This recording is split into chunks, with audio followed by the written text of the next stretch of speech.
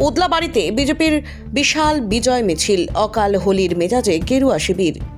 রাজনৈতিক পরিবর্তনের আবহে মেতে উঠল ওদলাবাড়ি। গত 9 মে পশ্চিমবঙ্গের নবম মুখ্যমন্ত্রী হিসেবে শপথ নিয়েছেন শুভেন্দু অধিকারী। আজ সোমবার ছিল তার সরকারের প্রথম ক্যাবিনেট বৈঠক। নবনির্বাচিত মুখ্যমন্ত্রীর এই ঐতিহাসিক মুহূর্তকে স্মরণীয় করে রাখতে এবং জয়ের উল্লাস উদযাপন করতে মালবাজার মহকুমার ওদলাবাড়ি গ্রাম পঞ্চায়েত এলাকার এক বিশাল বিজয় মিছিল বের করল বিজেপি।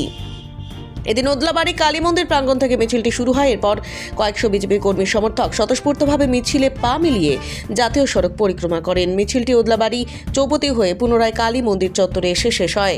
আতশবাজি এবং ডিজে বাজিয়ে উল্লাসে মেতে ওঠেন বিজেপির কর্মী সমর্থকেরা।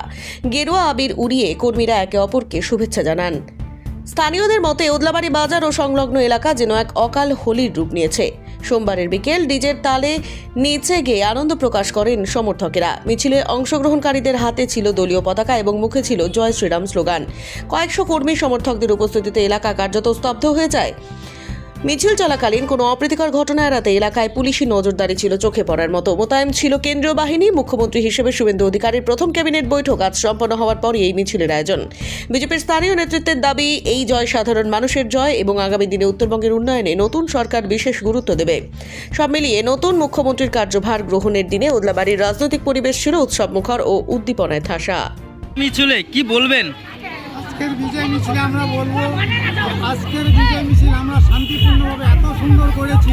এই মিছিলের জন্য যারা আছে আমাদের এখানে আজকের মিছিলে উপস্থিতি ভাই বোন সবাইকে আমরা অশেষ অশেষ ধন্যবাদ যে আজকের মিছিলে আমার বিজয় মিছিলের জন্য আজকে যে আমরা ছিনিয়ে নিয়েছি আমাদের পাবলিকের, আমাদের রাষ্ট্রপতি ভোটারের জন্য সবাই আমার নরেন্দ্র মোদীকে এত ভালোবাসি, তার জন্য আমি খুবই আনন্দিত যে এত পাবলিক আমরা সবাই এখনই ফিল্ডে নেমে আমি দিদির মুড়া শুদ্ধ ঘোড়ায় নিয়ে চলে গেছি জাবুড়া হাটাইতে। এখন আমরা আজকের থেকে এই 2026 থেকে আমরা পরিবর্তন করে এখন আমরা চাচ্ছি যে আমার যে সরকার আসবে তাদের জন্য আমরা অত্যন্ত খুশি পাবত্ত।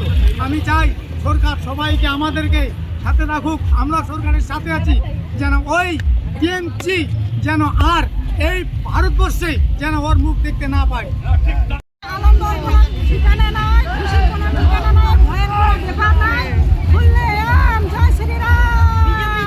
একদিকে